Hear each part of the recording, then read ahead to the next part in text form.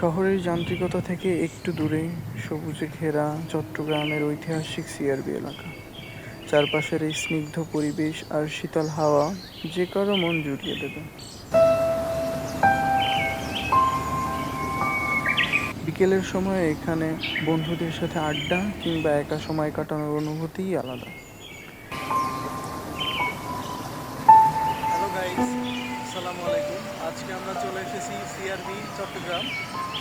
এটা এমন একটা জায়গা যেটা চট্টগ্রামের খুব শহরের একটু বাইরে, বাট খুব মনোরম একটা পরিবেশ, যেখানে আসলে শহরের কোলাহল থেকে সম্পূর্ণ আলাদা।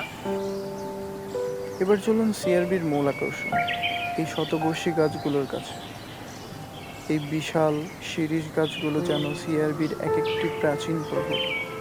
ব্রিটিশ আমল থেকেই টিকে থাকা এই বিশাল গাছগুলোর ডালপালা এমনভাবে চারদিকে ছড়িয়ে আছে যে মনে হয় পুরো এলাকাটি একটি প্রাকৃতিক ছাতার নিচে ঢাকা।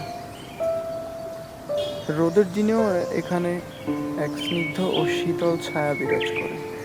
এখানকার এই ঐতিহাসিক সিরিজ তলাতেই পহেলা বৈশাখ সহ নানা সাংস্কৃতিক উৎসবের প্রাণকেন্দ্র গড়ে ওঠে। গাছের নিচে দাঁড়িয়ে থাকা এই বিশাল চত্বরের তাকালেই বোঝা যায় কেন সিআরবিকে চট্টগ্রামের ফুসফুস বলা হয়। ব্রিটিশ আমলের ঐতিহ্যবাহী নানা স্থাপনা আর পুরনো রেলওয়ে বাংলার ছোঁয়া ছড়িয়ে আছে পুরো এলাকা জুড়ে, যা ইতিহাসের স্মৃতি বহন করে চলেছে। রাস্তার পাশে বসা বাহারি ফুলের দোকান আর ছোটোখাটো হকারদের এই জায়গার রূপকে যেন আরও বাড়িয়ে দিয়েছে।